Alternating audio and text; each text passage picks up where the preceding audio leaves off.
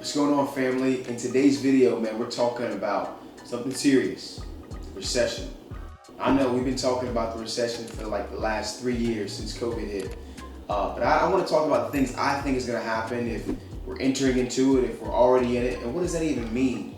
So with all that being said, let's jump right into the video.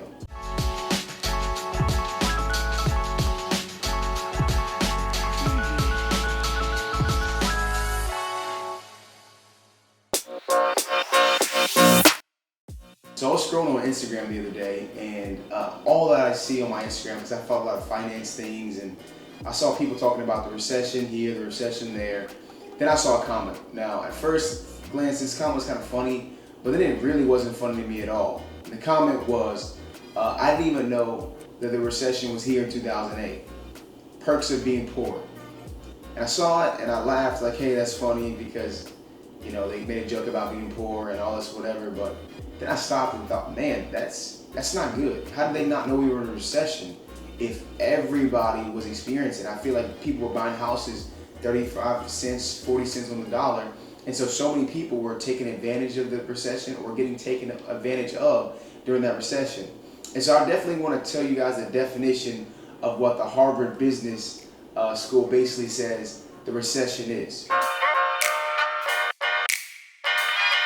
So the Harvard Business Review says that a recession is defined as 2 consecutive quarters of negative economic growth. So a quarter is 3 months out of the year. January, February, March, that's a quarter.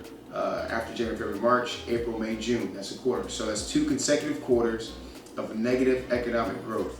It can be caused by economic shocks, such as the spike in oil prices, which we've seen, financial panics, like we've kind of seen over the last 6 months with the stocks kind of going down. We'll talk more about that later in this video. Or with different things around the world. And one of the things that I'm basically thinking is with COVID, right? So COVID could have easily just caused a recession. Boom, right there. Everything could have just dropped tremendously. But we had different things like stimulus checks and stuff like that, keeping things afloat so people wouldn't be furloughed and with no money. So all these things were happening. And so that is the definition of a recession: 2 consecutive quarters of negative economic growth. Another factor that plays into the recession is the unemployment rate. So right now in the US, we've got about a 3% unemployment rate, which is actually pretty good. And compared to 2008, it says that we had a 10% unemployment rate. So 1 out of every 10 people didn't have a job, right? They were trying to find work. And so I think there's a lot of jobs that have tried to open up and hiring more people. And it seems like people are getting raises left and right because it's hard to hire right now for a lot of different businesses. So we're only about 3% unemployment, which is really, really good. And it definitely shows me a sign that, hey, even though things are costing more with inflation, like gas is costing more, groceries are costing more, at least people are having jobs and they're able to pay for it. It might not be as simple as it used to be trying to pay for these things when gas is as expensive as it is, but the unemployment rate is definitely lower than it was back in 2008, so that's a good sign. The next thing I want to talk about is the stock market and what the stock market has to do with our recession. So I want to talk about the S&P 500. If you don't know what the S&P 500 is, it's actually the Standard & Poor's 500, and it is basically described as it tracks 500 publicly traded domestic companies, and many investors look at these 500 different companies, and it tells you the health of our economy, right? If these 500 companies are going up in value, then I think usually the economy is doing pretty well. If they're going down, then usually the economy isn't doing what we want it to do. So 2 consecutive quarters of downturns, right? So that means like we're seeing red for 2 consecutive quarters, 6 months straight. Kind of makes it look like a recession now. And for the last 2 quarters, we've actually seen the S&P go down 16%. So over the last 6 months, the S&P has gone down 16%. Now I will say we have been on a crazy run stock market wise, where it's just gone up exponentially. With inflation, all these different things were happening. People were buying a lot when the stimulus checks were coming in. There was so much stuff that was happening. So that definitely helped us out big time when it came to U.S. spending and spending around the world, I feel. But here in 2022, we've seen the stock market actually peel back and start to decline 16%. Next thing we're talking about is housing. And I'm so passionate about this. If you guys haven't watched one of my YouTube videos about why I started investing in real estate, please do so. But now me and my wife and our family, we're up to 15 rental properties in our hometown. And so we're always diving into the numbers when it comes to real estate. What is the market doing? And I personally believe that the market is going to cool off a little bit. Now, I don't know, what's going to happen. I don't have a crystal ball by any means, but I personally think that with interest rates almost doubling what they've done since the start of the year, really. I think they started at 3.2%. Now interest rates are almost 6% in a lot of places, and they're 6% with some places. So they basically doubled in 6 months, which is pretty scary if you think about it, how much that does to your mortgage payment. I'll even talk about what CNBC is saying. The 30-year mortgage is now at, they say, 5.65%. And they said that's up from 3.2, like I mentioned, at the start of the year. And the median listing price is at $450,000 in the month of June. Okay, at the current rate, a 30-year fixed mortgage on a $450,000 house means it's a $2,078 monthly payment if you put 20% down. Now, a lot of people don't put 20% down, but I understand them putting this here for the math during this little equation. All right, for that same mortgage, right? You put 20% down, house costs $450,000, but the interest rate is 3.29%. The cost for the mortgage is now only $1,575. Okay, so it went from basically $2,000 or almost $2,100 to now $1,600. That's $500 every single month. Now, $500 is a lot of money when we're talking about what somebody can qualify for with their housing. So it's a big jump. I'm gonna be honest. And so when we've seen that, I've seen houses actually finally start to cut prices a little bit, whereas it was like everybody was bidding on them. It was bidding wars. And right now, I'm actually seeing the bidding wars stop. They're still happening here and there, but they're not as frequent as I've seen before. I do see the houses that are under 200,000 or under 300,000. People are still frequently trying to buy those, and the price cuts aren't happening as much.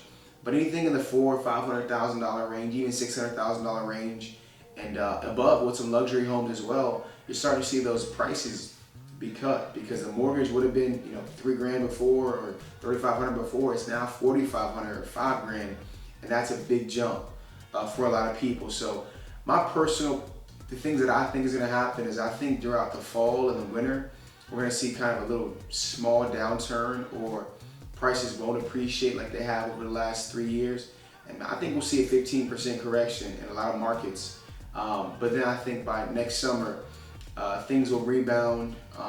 Maybe not all the way back, but maybe they'll only be down 5% from where they are now, as opposed to being down 15 or 20 or like in 2008, 40% on a lot of stuff. So I don't think that's going to happen by any means, but I could see a 15% correction happening. And one of the biggest things that kind of really gets on my nerves a little bit, I'm going to be honest, is when I see a lot of real estate agents just consistently pushing that real estate interest rates are still at their low compared to historic rates. Well, it's like, it's not the 1980s anymore. We don't drive the same cars that we do back then, so I'm not thinking about interest rates being the same as they were back then. We have cars driving themselves now. We have houses that can turn the lights on and lights off just by your voice. So so many things are different from the 1980s and the 1990s, when people are talking about a 10% or even 18% interest rate. That's a terrible investment, I think, if you're talking about a 10% or 18% interest rate. And so even right now, as an investor, I'm seeing 6%, 6.5% interest rates, and the numbers don't work. And I don't think that people should try to make the numbers work if they don't work. That is when bad things happen, when you're trying to force the numbers to work on a deal if they don't work. And same thing if you're buying a home, right? I'm not opposed to people renting if that's what they want to do. They're saying, I don't know if the housing market is going to go down 10, 15%, or maybe it stays the same, or maybe it goes up 5%, but they're nervous about it. If you want to rent for another year, that's totally fine. I don't think that's a big problem.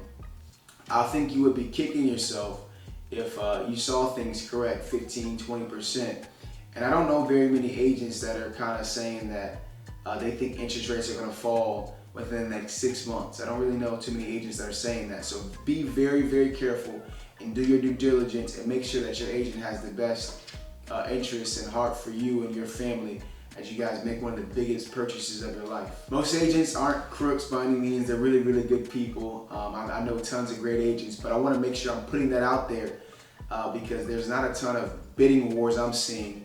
But then again, real estate is definitely hyper local. In Charleston, in the low country where I live, so many people want to move there that we may not see a 15% correction like other places will, because people want to move there so much. But I definitely say sometimes in life it's better safe than sorry. And being aggressive is okay, but with it's such a big purchase in times that we don't really know what's happening next, I would just really advise you guys to do your due diligence. Okay, so what does that mean for you? What should you be doing right now? And do I think we're in a recession or heading into a recession?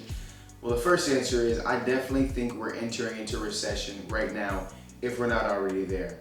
You know, food prices are up. We see truckers that it doesn't make sense for them to keep taking some loads, so they're sitting on the side of the road. They're just home. We're seeing that. We've seen gas prices up. So like all these different things, these different signs we're seeing with inflation continue to rise.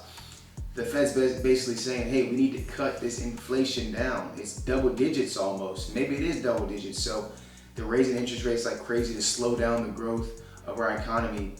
And they're doing it so quickly that I think it might actually hurt the economy a little bit. But it's not the end of the world, because hopefully this slowdown will actually allow people to be able to purchase their first time home. So I think we're entering into it right now if we're not already there. But what should you be doing? I think you guys should be saving money.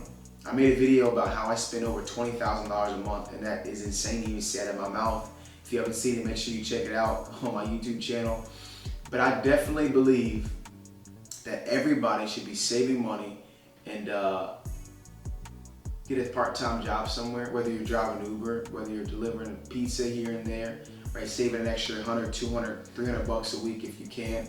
I think that's really good, and I think we should be trying to make sure that our families are safe and we have our rainy day bucket of 3 to 6 months worth of expenses to the side, just in case something bad happens and you get furloughed or you get fired or something crazy happens. You need to make sure you have a rainy day fund of 3 to 6 months just in case this recession hits you and your family personally.